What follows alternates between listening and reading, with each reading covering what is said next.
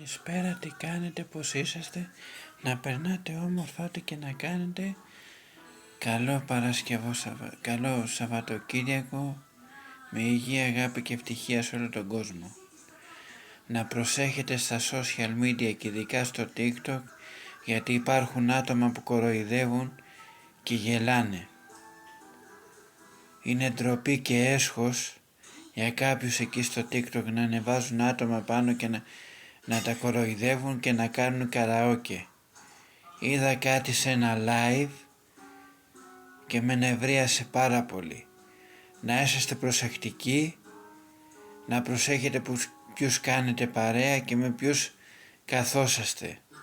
Γιατί σήμερα στη σημερινή εποχή ο κόσμος δεν είναι καλός. Προσέχτε, αυτά είχα να πω, ανεβάζω αυτό το βιντεάκι. Καλό βράδυ, καλή νύχτα σε όλους.